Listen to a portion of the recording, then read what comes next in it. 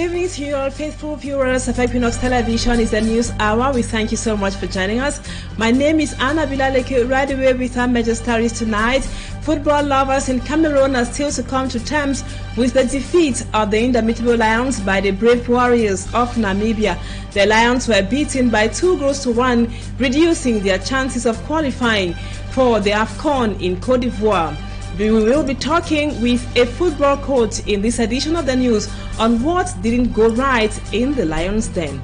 Plus, fuel scarcity hits the West region, especially the Upper Camp Division. Those in Bafang say fuel in their cars is a nightmare at the moment. The situation has led to an increase in transport fare in Bafang, the Upper Camp Division in general. Viewers, those are our major stories. Stay with us for details and more.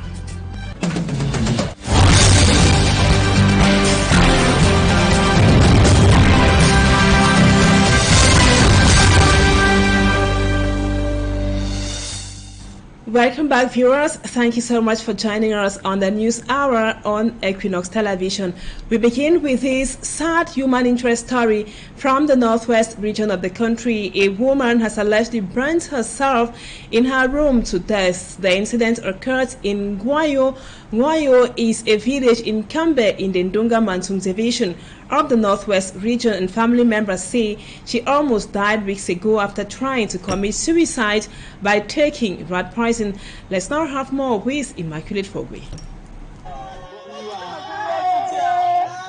The body of 34-year-old Caroline Kiseng, alongside the entire content of a house, burned to ashes. The incident that occurred in Guayo, a neighborhood in Kambe, Dongamantum Division, the northwest region, has left the population in shock. It is alleged Caroline set herself ablaze.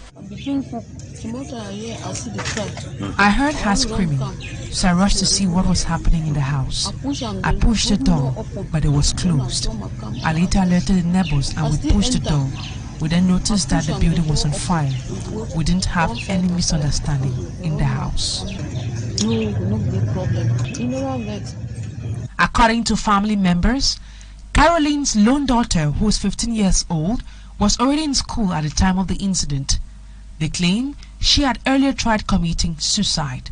So we don't know which way it caused it before it do this kind of act, because I can't really tell what pushed her to commit suicide. She woke up in the morning and greeted everyone in the house. She later took a gas lighter and got into the room and locked the door and windows. She had tried committing suicide before. She drank rat poison. She was taken to the hospital immediately for treatment. According to her elder sister, this occurred after she traveled to Nigeria and came back. It is alleged she was initiated into a secret cult in a church she attended while in Nigeria. According to the population of Cambian traditionalists, this is an abominable act that warrants traditional rites. Her corpse was immediately buried by the population. Those who are deceased prayed and cancelled what they qualify as an abomination.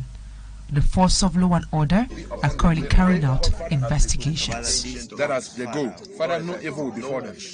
Sad indeed. And now, in the latest human rights report published by Amnesty International, armed groups in the northwest and southwest regions, plus those in the far north region of the country, including state forces, masterminded hostilities, killed people, burnt public facilities and houses, forcing thousands of people to flee. According to the rights group Still, government authorities in 2022 staged repression against peaceful demonstrators and frustrated the rights to peaceful protest, assembly and expression, with hundreds of civilians arbitrarily arrested, tortured and detained. Innocent as it comes back to the publication of Amnesty International in this write-up. Amnesty International in the report says in 2022, authorities in Cameroon, like in other countries, deployed various tactics to silence peaceful dissents.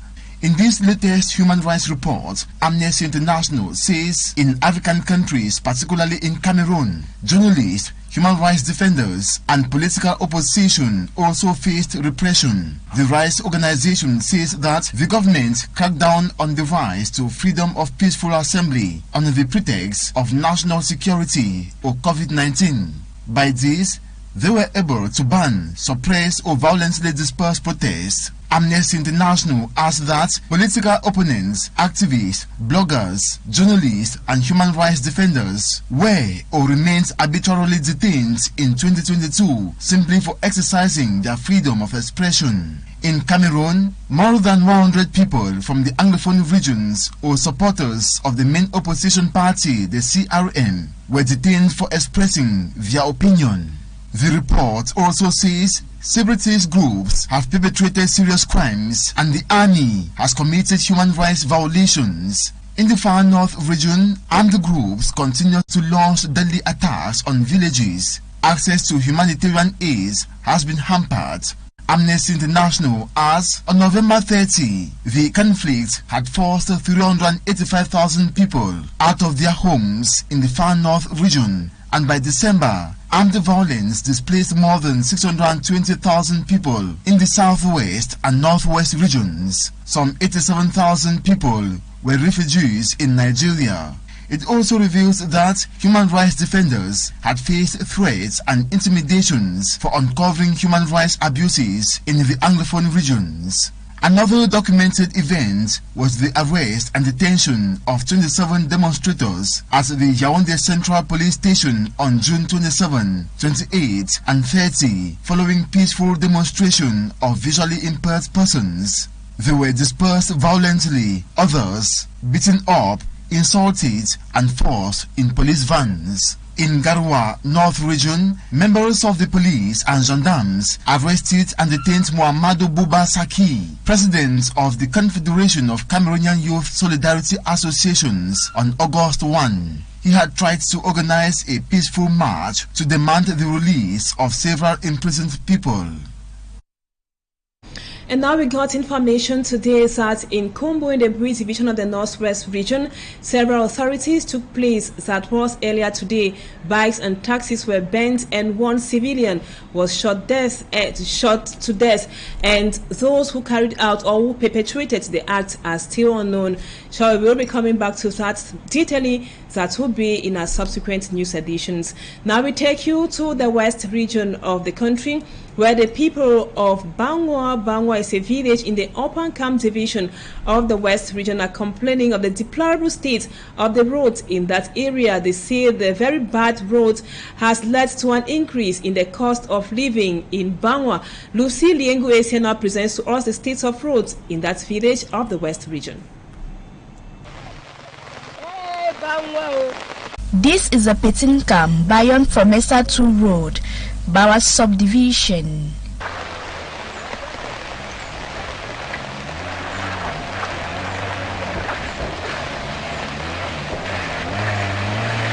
Road users who ply this road complain they get soaked in mud and sometimes fall due to the slippery nature of the road. The population of Bangwa is suffering for more than 3 years. Even military cars can't go through this road. But till date, nothing has been done. No construction. Studying in Petinkam Bayon for Mesa 2 has become impossible. Students are unable to go to school due to the nature of the road. Some manage to study in neighboring villages.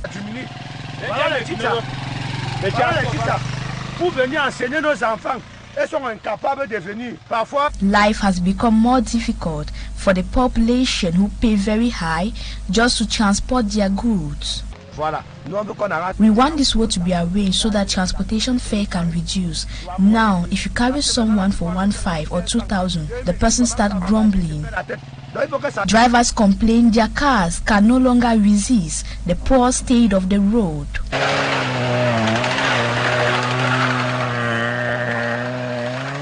The population wish authorities look into their situation, thus making life easy for them. And now, besides the bad state of roads in the Opankam division, the people also complain of fuel scarcity, especially in Bafang. Those of the Opankam division of the West region, they have been challenged by mostly motorists who use fuel to run their businesses. They say the challenge is enormous. The situation, according to the local population, has been gaining grounds for about 3 weeks now. Fuel has been scarce in Bafang and its environs for about a month. Let's now have more once again with Lucille Ingu is here. For about 3 weeks, having a drop of fuel in Bafang has become almost impossible. Motorists complain they cover several kilometers in search of fuel to run their businesses. In Bafang, there is no fuel. We pray this problem be solved. All the bike riders here are in search of fuel. No one has a job. I'm going there. If I have fuel, then fine. If I don't have fuel, I will go home. The little available can't even be enough. The scarcity of fuel, according to road users, has led to an increase in the cost of transportation. From the center of Bafang to Pachi roundabout usually costs 200 francs, but today they are forced to pay 400 francs. Yesterday, we paid 500 francs for some destinations like Baku, but today, with the scarcity, we are forced to pay 1,000 francs for a distance of 4 kilometers. Some persons are left with no choice than to trek, but trekking too is not easy.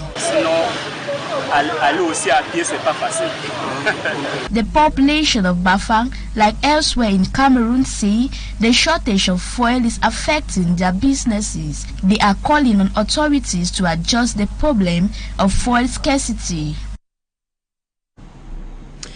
And now we talk sports, viewers. The chances of the indomitable Lions of Cameroon qualifying for the Africa Cup of Nations in Cote d'Ivoire still remain complicated, or is now very slim after the defeat against Namibia on Tuesday that was by 2-1. A sports journalist, George Mbimbe, is calling for a better preparation before the last game that will be coming up later in June. Smart Jikan Gabriel is a sportsman on that beat.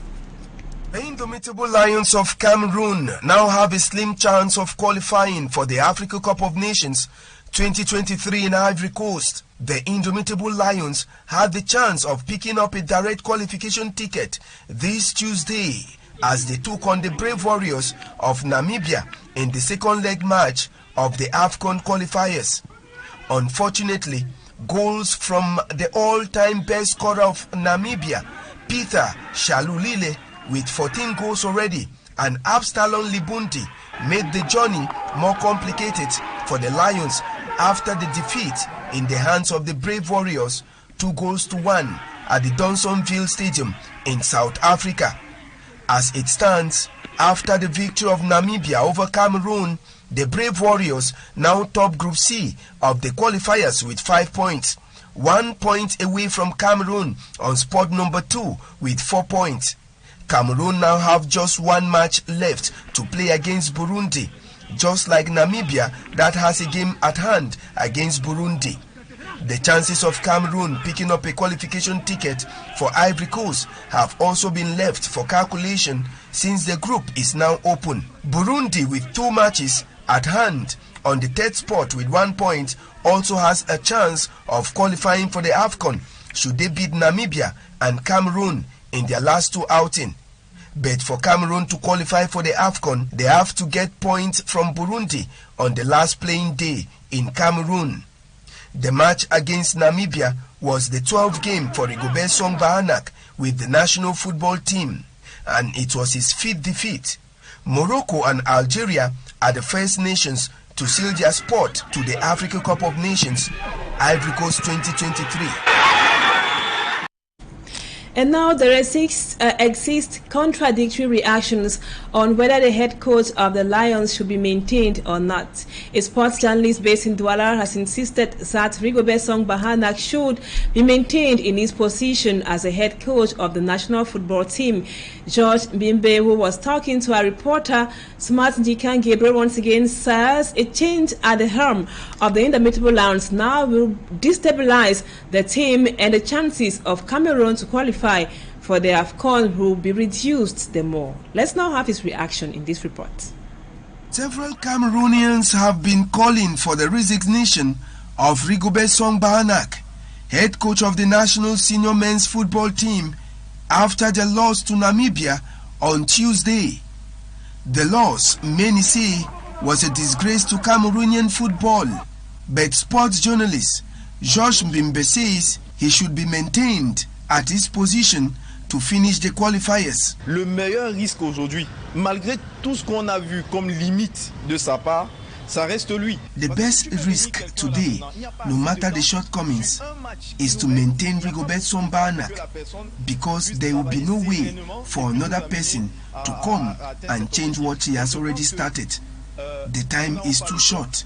We don't have a choice than to keep him there, but we are hoping that he will listen to the criticisms and make changes.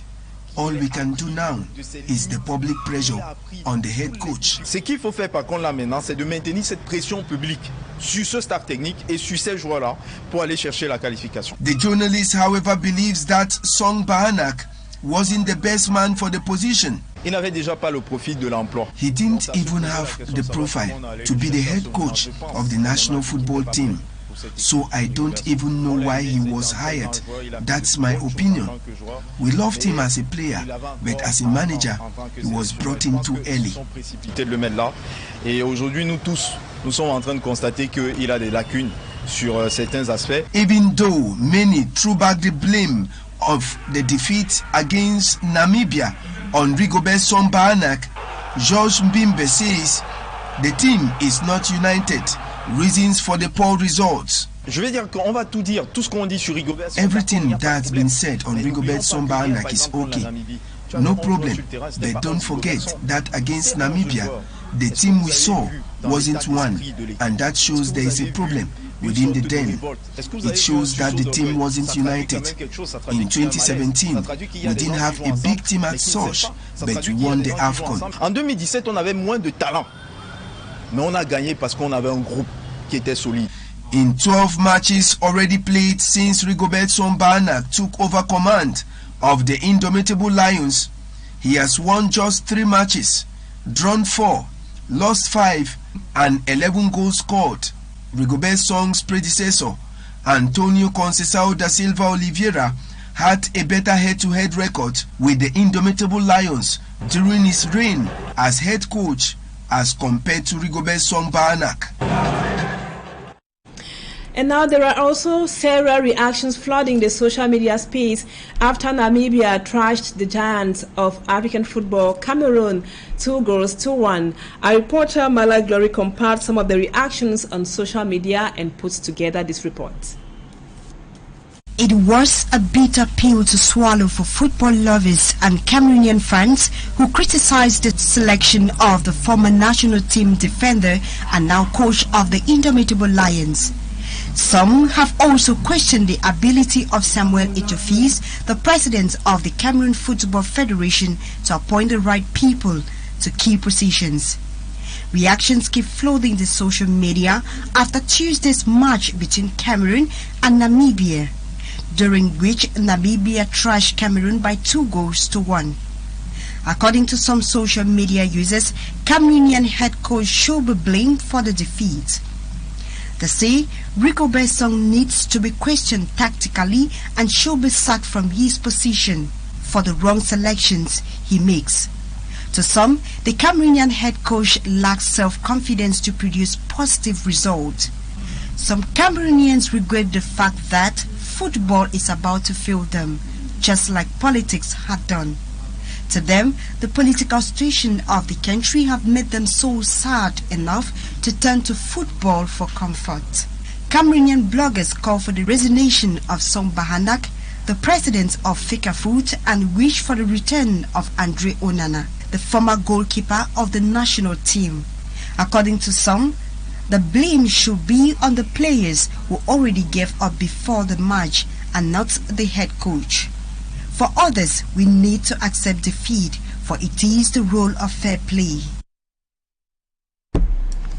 Thank you so much, Larry, for that report. It brings us to the end of the first part of the news. Talking Point comes up next, so stay with us.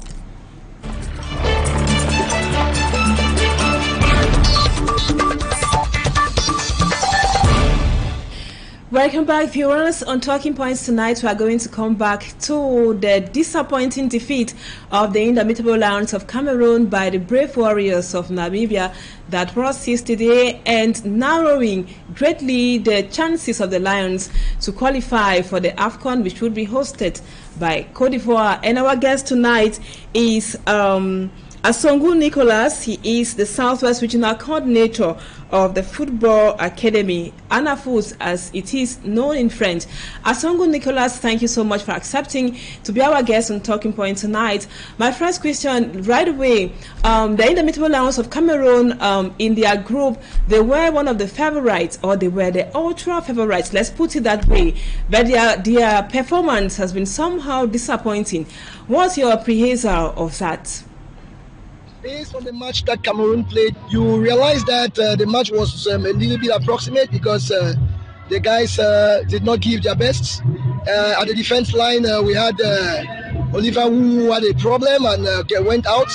And because the other players, Castellotto and Kulu, had not worked together for long, and that posed a lot of a problem with the team at the Axe.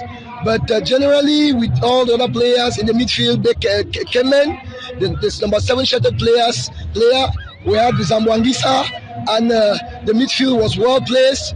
But we did not have the opportunity to score goals because we squandered so many chances. I think in the second match, the coach Rigobert Song had some substitutions, which for me was not the best because football is all about cohesion and understanding. I think the first match was better because the players were capable to put the ball on the floor and circulate the ball and organize their games. And through transitions, they could have more chances. But they proceeded on direct style of game, which was not the best. And it was very difficult for our attackers to have scoring chances. And again, our system, our philosophy of game was based on long balls, which did not favor the midfielders, and it made them to get tired, and it was very difficult for them to play. And now, Coach Asongu Nicholas, when you look at the playing style of the Lions from the beginning of the qualifier matches, do you see them qualifying for the AFCON, considering their performances or their performance in the last match? What went wrong, first of all, is the fact that players are not stable. Like you can see in the first game, we had 2 good midfielders who started the game, Kemen and Cham, who were at the forefront of the match and were very, very instrumental in the game. But we see during the second game, they did not start the match, and it was a basic problem. Also, I think that the system of play that we put in place, the system of 4-4-2, was different with the system of play that we played in Yaoundé, which was a system of 4-3-3. And I think the players were not used to that system. And when you are playing football and you put a system, they are the players that animate the system. If the players can't animate the system, it becomes difficult. I think basically the system of 4-4-2 was difficult for those players. And again, the style of play, we played a direct game in South Africa, whereas in Yaoundé we were able to play a well built-up game. But in South Africa, we're playing a direct game, and these players were not adapted to that type of game, and it became difficult for us to organize a game and create chances at the offensive zone to be able to shoot the balls to the post and score. And again, our game was not fluid at the wingers because the players were a little bit disorganized. I think that Coach Song has to work on that and has to work on the situation that we organize our game to pass to the wingers, to be able to do cutbacks and to be able to score goals, and to be more focused at the offensive zone, to shoot the ball to the post to score. Yes, Coach, we know it's a game of football and anything can happen at any time. But we know Namibia doesn't really have the quality of players that the Indomitable Lions of Cameroon have. But yet we have just 1 point out of 6. What, according to you, really went wrong? I think when we look at the last game against Namibia in the first game, they realized that our team was a little bit more stronger than theirs, and they came and played. In the second game, they came and played their defensive game, making their references on counter-attacks, and they were able to score 1 goal. And I think they dominated us in the second segment of the game because they were more concentrated and engaged in the game. And I think that would make the focus of their game, and they were able to play good football. And we on our side did not produce the game because we were playing long football, long games, long balls, and based on direct game. And they were well in place at the defense, and in the midfield they were able to dominate us, and that's why they were able to score 2 goals. And when we started playing football, good football, that was already late. And I think that we should be able to be focused in our game and to be able to reproduce our game, because we have good players that can play good football on the floor and organize game to be able to score goals. And now, Coach, just to mention that the performances of the Lions or of the football of Cameroon has been very dismal for some time now. Just to remind that the under-20 Lions have been eliminated, under-23 same, and even during the CHAN we were eliminated during the first round. Shouldn't we change our playing tactics, or should the lineup be looked into somehow? I think everything is possible. It's in our hands because we still have a match against Burundi at their homeland, and I think it's a time for us to be conscious. It's a time for Rigobert's Song to be conscious and put a team who has a lot of cohesion and be able to impart in the players, speak to the players and talk to them that they have a lot of potential to put the ball on the floor and circulate the ball in terms of the organization of the game, and to be able to circulate the ball, and at one point in time they asked to be more concentrated and to be focused at the halfway line to be able to circulate the ball, so that when they reach the offensive zone they should be able to create chances to shoot the ball to the pole, because if we don't shoot the ball to the pole we won't be able to score goals. Thank you so much, Coach Asongo Cletus. You were talking to us there from Boya, and we wish the Lions the best in their next encounter, because they need an absolute win and a lot of ifs if they must qualify for the AFCON, which will be hosted by Cote d'Ivoire.